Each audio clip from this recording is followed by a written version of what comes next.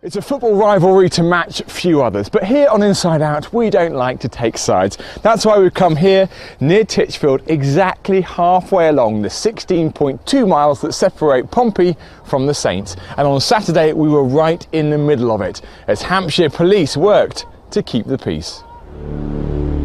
Match day starts early on the south coast. It's 5 a.m. and Portsmouth officers are at Fratton Station looking for their usual suspects. We're here to try and see if any of our risk group, or the people who are likely to go looking for trouble, are trying to get into Southampton early. So we're going to check all the trains this morning. It's a game, really. We've got to try and find them. They're going to try and avoid us, and it's see who comes out on top at the end. Mick's expert knowledge of the Pompey crowd will help his Southampton colleagues identify known troublemakers. How many people are we talking about here? What's the sort of numbers on your, sort of high risk list? Our group probably numbers about 20 to 30 on most matches, males mainly. They're not always intent on fighting, but some of them will become engaged in disorder if the opportunity arises. Our job is to find them, identify them, and then we'll just keep track on them during the day. Before heading to Southampton, Mick gives his kit a final once-over, including his bag of riot gear, which was needed in a previous South Coast derby. It was 03 when Portsmouth played Southampton. We had the trouble in Fratton. Officers were wearing that type of kit. Hopefully we won't have to today. Yeah, we got about 260, 270 officers involved in it. Significant fixture for Hampshire Constabulary. It's the first time in 5 years they've met. Some history of disorder, although that was some time ago now. And it's about having the right people with the right skills, putting them in the right place at the right time.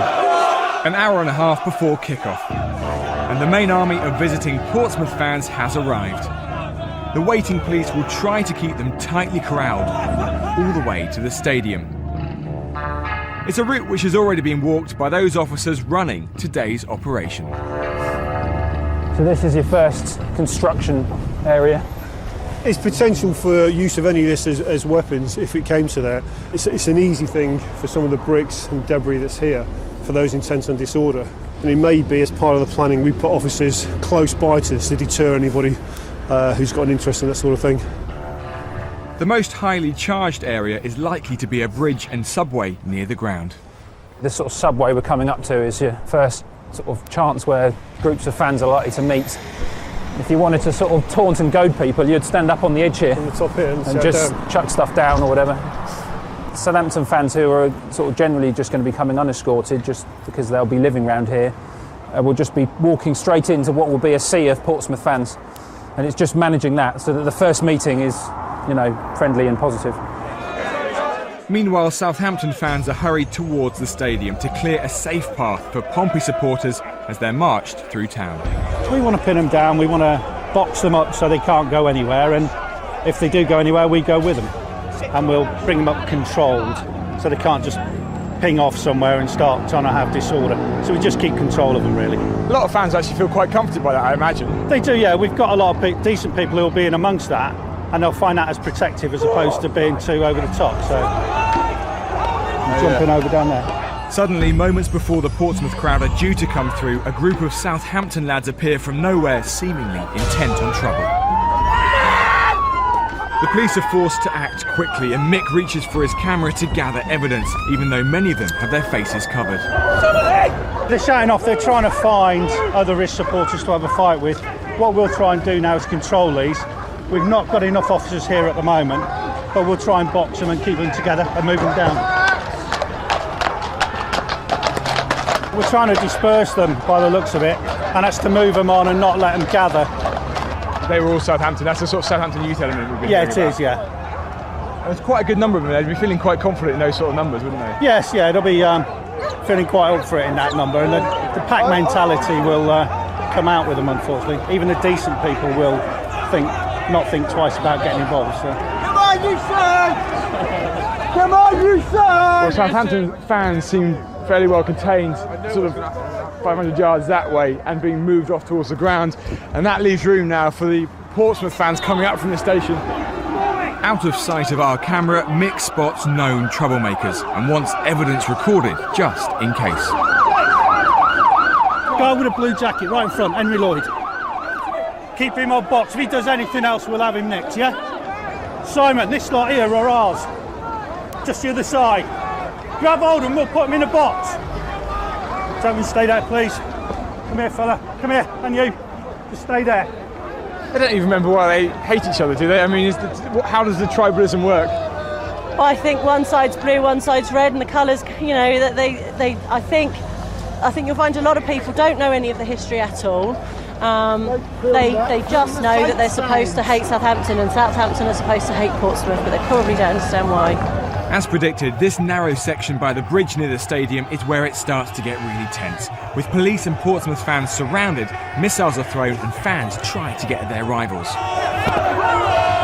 All the while, footage is being gathered, and if need be, arrests can be made later. It's starting to get a bit more violent, and some balls and bricks and things were being thrown. It didn't last for very long. We pulled the children out and moved them on ahead to keep them safe. It's a near thing, but police are just able to hold their line between the fans, who finally make their way to the turnstiles and turn their minds to the football. Well, it's 12:30, kickoff is imminent, and unfortunately not all the Pompey fans are yet in. They're all being searched and have their tickets checked. They'll get in pretty soon, but I guess this small hold-up is a result of some of the disturbances coming in. Loud blast of the whistle.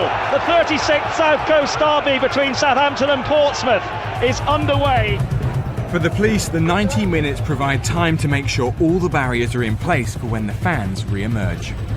We're just minutes away from the final whistle. The Portsmouth fans are about to pile out of these gates here. It looks pretty certain they're going to go home happy, having beaten Southampton for the first time in the FA Cup. But interestingly, during the game, the police have been analysing some pictures of trouble earlier, identifying the fans within the stadium, and so far they've made 2 arrests. The game finished anyway, so they'll be coming out any minute now. It's 4-1 to Portsmouth. Pretty decisive in the end. Yeah, it was a decisive win. Saves us going back to Portsmouth in 10 days, so I'm fairly relieved. So the whole force must be fairly relieved. Yes, absolutely. So we've just got this to contend with now, so let's get on with it. But when fans emerge, a clash erupts. A Southampton group cuts through a car showroom to try to get close to their victorious rivals. This is just a garage just down the road. Some Southampton fans have pushed a barrier over. They've got a load of bricks and they're trying to throw them towards the Portsmouth fans and the police as well. Only a short distance separates the two factions as police try to stop the departing Pompey crowd from being drawn in. The little outburst back there has got all the Pompey fans together, hasn't it? Yeah, they seem to have all grouped together back there because we held them till we could clear an area. But as you can see behind, Southampton are going to try and come through our police line. At least you know where the Southampton youth element, the risk element there is. Yeah, there's a large element there. I wouldn't say all of those were risk. They're just people who've come out for today. They probably wouldn't normally do this. Within sight of the station and away from the main group, a few persistent individuals are still spoiling for a fight. Move! Get moving! With punches thrown, Mick has to act decisively. Stay there! In all, 11 arrests have been made, with more likely to follow. But with no serious injuries on either side, the police will consider this a good day's work. Well, that's it, final whistle for these Portsmouth fans. They're all together now on this train, heading back home. It's now a big relief. They're moving off, they're going away back to Portsmouth. We can all just stand down slowly, finish the operation, and then I'm going for a big beer.